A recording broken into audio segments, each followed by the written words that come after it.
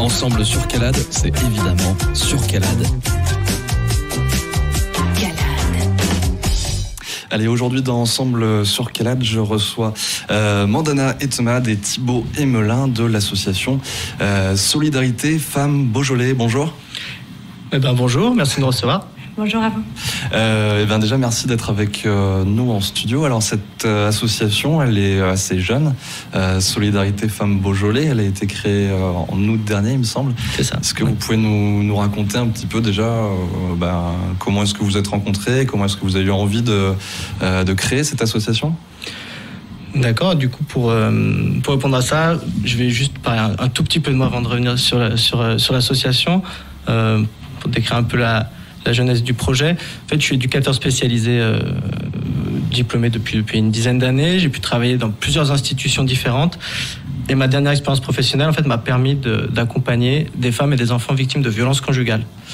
C'est une problématique que j'ai découverte à ce moment-là, et je me suis rendu compte vraiment de l'ampleur de la situation. J'ai déménagé il y a 1 an et demi sur le secteur du Beaujolais vert. J'avais vraiment envie de continuer à m'investir auprès de ce public-là. Et du coup, c'est là qu'a commencé à germer un peu l'idée de pouvoir avoir une association qui soit présente sur le Beaujolais vert. Parce que voilà, j'avais cette idée qu'il y avait pas encore de personnes présentes sur ce territoire pour cette problématique. Et donc, c'est là que j'ai commencé à essayer de m'entourer, à parler un peu de cette problématique à des personnes. J'ai pu bénéficier d'un accompagnement, l'accompagnement de Ronalpia, donc un incubateur d'entrepreneurs sociaux. Ça m'a permis de bien préparer le terrain, de pouvoir faire une étude sur le territoire du Beaujolais vert. Et quand il a fallu passer enfin à l'action et aux choses concrètes, et on a cherché à comment faire, on a cherché à s'entourer, et c'est là qu'on a décidé de créer l'association. On était 3 au départ, et là aujourd'hui on est à une 30aine d'adhésions, voilà, ce qui est plutôt pas mal, mais on espère pouvoir continuer à grandir un peu. Ouais, pour une association qui a quelques mois, c'est un bon début déjà. Oui, mais c'est une problématique importante. C'est pour ça que je me suis engagée auprès de Thibaut sur l'association, parce que c'est une problématique importante. Et quand on fait le compte, quand on regarde autour de nous, dans nos communes rurales, aujourd'hui, il n'y a pas de solution à proximité. Et c'était important que ça change. Ouais, je disais au début de l'émission, les violences conjugales sont nombreuses. C'était pas forcément dans le Beaujolais vert, c'est en France. On a des statistiques qui sont assez alarmantes. Je crois qu'une femme sur 10 est victime de violences. C'est ça, effectivement. Ces chiffres-là, ils sont tirés d'une enquête qui a été faite en 2000. C'est une enquête nationale sur les violences envers les femmes en France. En 2016, il y a eu une deuxième étude, mais qui n'a pas montré d'évolution notable, en tout cas au niveau de ces chiffres-là. Donc aujourd'hui, c'est encore ce chiffre-là qui fait foi en France. Une femme sur 10, aujourd'hui, au moment où on parle, est victime de violences conjugales, avec toutes les conséquences que ça entraîne, et elles sont nombreuses. Et ça veut dire qu'une femme sur 10, on en connaît tous, on en a tous autour de nous. Et pourtant, même si on en parle de plus en plus dans les médias, on les voit pas. Et puis quand on en voit, ou quand on détecte quelque chose, quand on suspecte quelque chose, on ne sait pas toujours comment réagir. Ouais, c'est cet aspect invisible qui les rend plus dangereuses, plus pernicieuses, on va dire. Exactement. En tout cas, on sait que les violences conjugales, c'est un processus qui, plus dure dans le temps, plus les violences vont s'accentuer, plus ça va s'aggraver. Donc effectivement, le fait qu'elles soient invisibles et le fait qu'elles ne soient pas détectées suffisamment tôt, des fois, ça a des conséquences qui sont dramatiques. On tient aujourd'hui le compte des féminicides en France. On considère, alors en moyenne, sur les dernières années, c'est une femme qui meurt tous les 2 jours et demi, tuée par son conjoint ou ex-conjoint violent. Donc voilà, c'est encore des chiffres qui font un peu froid dans le dos, sachant que la moitié de ces féminicides ont lieu en zone de gendarmerie. C'est-à-dire zone de gendarmerie, c'est en dehors des grandes villes, c'est ça que vous... C'est ça, c'est en dehors des grandes villes. C'est-à-dire que une des particularités du milieu rural, ça va pas être il n'y a pas plus de violence en zone rurale, mais par contre, les violences vont durer plus longtemps. Sont plus difficiles à repérer. Exactement, plus difficiles à repérer, donc les victimes restent plus, et donc les conséquences forcément sont dramatiques. Si on veut pouvoir accompagner les victimes, si on veut pouvoir les mettre en sécurité, il faut qu'elles aient des moyens à proximité. Et en milieu rural, elles n'en ont pas. Alors ça peut être valable sur le Beaujolais vert, mais c'est valable aussi en fait dans beaucoup de territoires en France. Et vous avez très peu d'associations aujourd'hui qui s'y intéressent. On est très content de pouvoir créer des partenariats avec les associations qui sont plus sur des territoires urbains. C'est super qu'on puisse retrouver des ressources auprès d'elles, mais il faut que d'autres s'engagent avec nous sur les territoires ruraux. Il y a besoin de solutions dans ces territoires-là. Et alors, on parle à la base de violences faites aux femmes. On est très vite allé sur les violences conjugales. Un peu naturellement, j'ai l'impression. Pourquoi est-ce qu'on a fait ce pas-là ? C'est parce que c'est prépondérant ?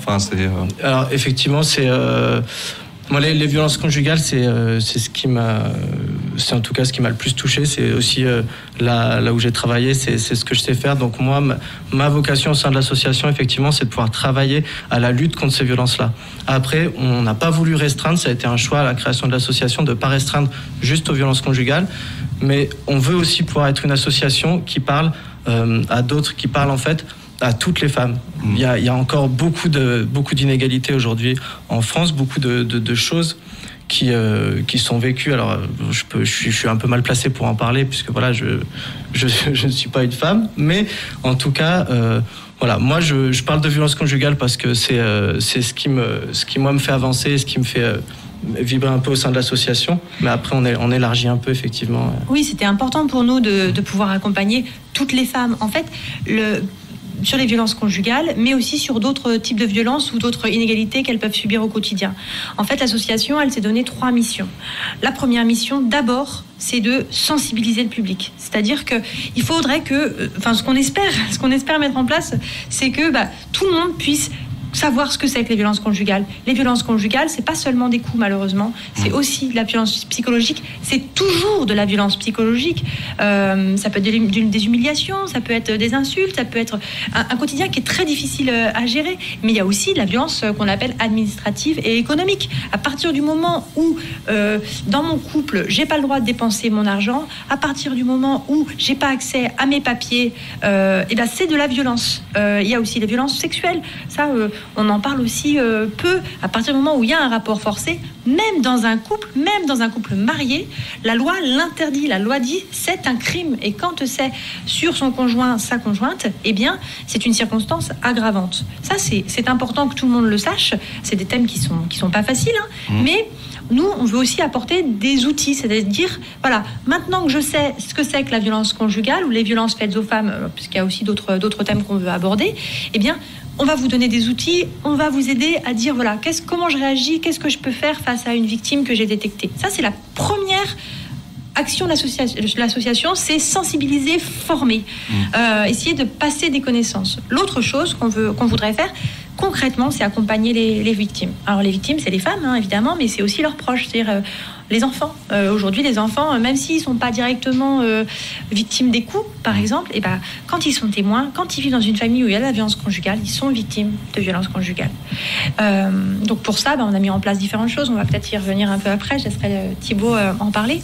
Mais la dernière chose qu'on veut faire, c'est animer le territoire. C'est-à-dire qu'aujourd'hui, sur nos communes rurales, on a beaucoup de ressources. Il y a énormément de dynamisme, il y a beaucoup de solidarité. On veut pouvoir mettre en avant ces atouts-là et puis proposer des événements, par exemple, on avait organisé des ciné-débats, pourquoi pas participer à ça. Et puis pour parler pas seulement des violences conjugales, mais aussi quelle est la place de la femme dans la société, comment on peut faire pour avoir plus d'égalité, parce que réfléchir à des solutions tous ensemble, ça permettra de créer une société plus juste pour tout le monde, pour les hommes, pour les femmes, pour nos enfants. Qu'est-ce qui est aujourd'hui peut-être propice je ne sais pas si c'est un mot, aux violences conjugales? Qu'est-ce qui les facilite et qu'est-ce qui pourrait permettre déjà l'éducation, vous en parliez à l'instant, le fait d'éduquer, ça pourrait les réduire. Alors c'est un vaste débat, un vaste sujet.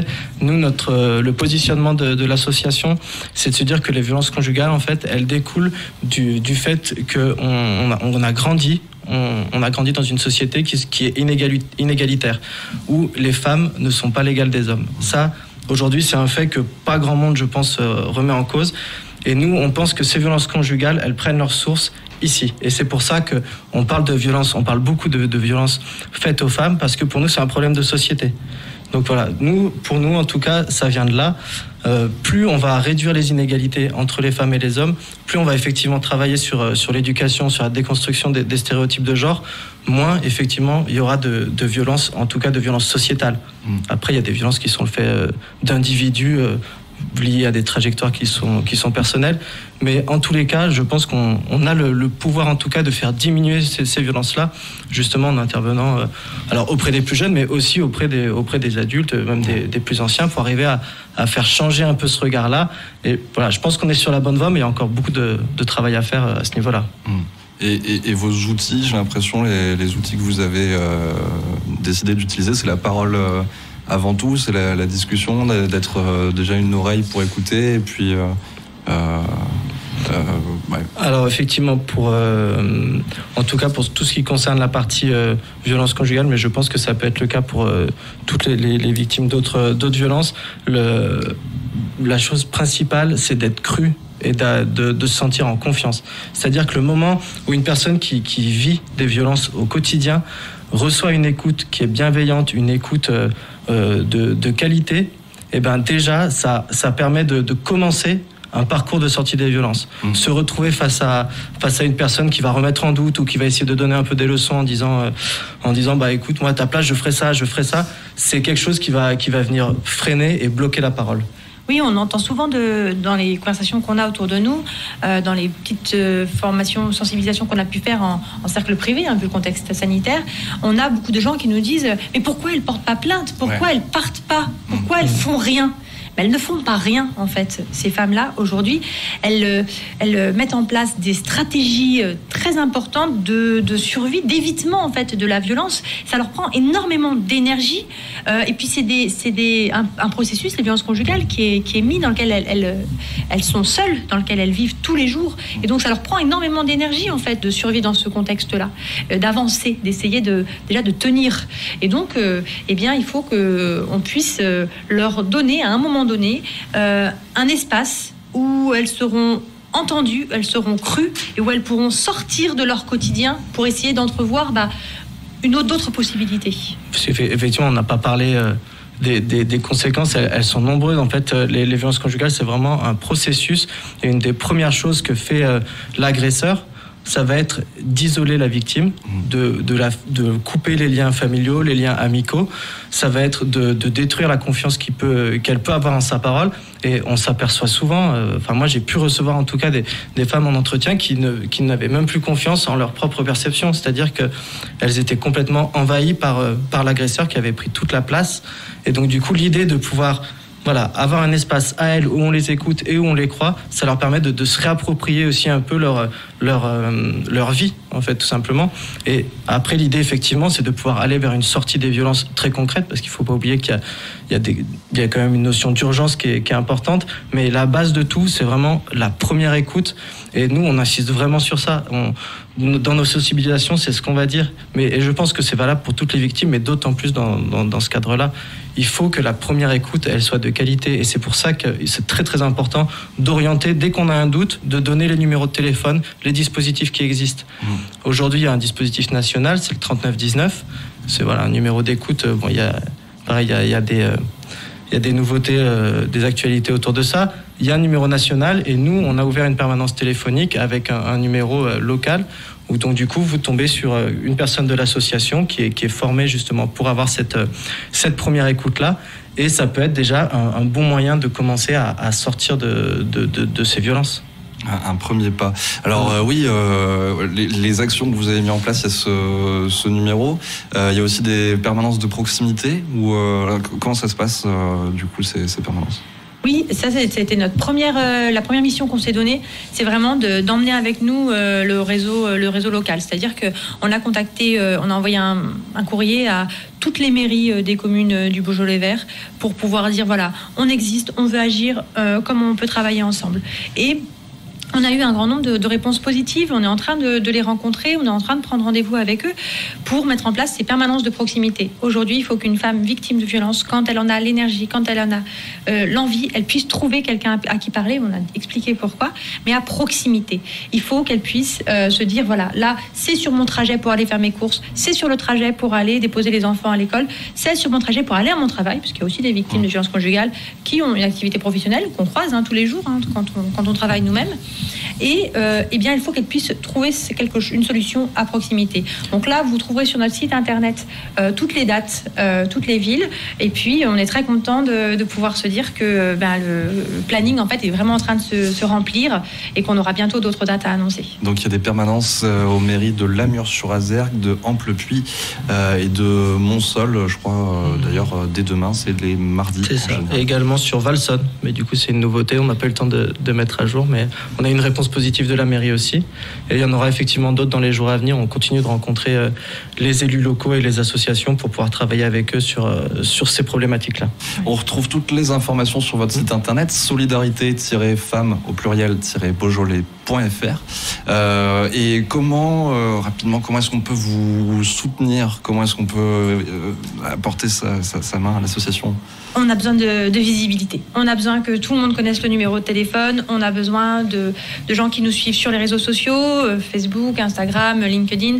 On a besoin d'adhérents, parce que quand on a des gens qui font l'effort de dire voilà, j'adhère, c'est-à-dire c'est 10 € par an, je suis d'accord avec la charte de l'association et je vous rejoins dans votre combat, et bien évidemment ça nous donne de la crédibilité auprès des pouvoirs publics auxquels on s'adresse. Et puis la dernière chose, concrètement, on a besoin de sous parce que salariés des professionnels qui ont le savoir-faire d'accompagner les victimes de violences conjugales, eh bien ça coûte, et c'est important qu'on puisse les mettre à disposition. Effectivement, il y a tout un côté bénévole à notre action sur l'animation du territoire qu'on a déjà mis en place, mais après de l'accompagnement des personnes victimes de violences conjugales, ça doit se faire par des professionnels qui soient formés. Ça, c'est très important pour nous, et donc c'est pour ça aussi qu'on va rentrer dans une démarche de recherche de fonds, de subventions pour arriver à ça. Donc je rappelle votre site internet, et puis pas hésiter à vous rechercher sur les réseaux sociaux aussi. C'est solidarité-femmes au pluriel-beaujolais.fr. Merci beaucoup. Voilà, vous pouvez nous appeler ou nous contacter par mail aussi. Tout est sur le site internet. N'hésitez pas, vraiment. Et le numéro de téléphone de permanence, 07 88 14 98 85. Pas hésiter à appeler. Surtout pas. Faut pas hésiter. Merci vraiment. à tous. Merci beaucoup à tous les deux, et puis bonne continuation avec Solidarité Femmes Beaujolais. Merci à vous. Ensemble sur Calade, c'est évidemment sur Calade.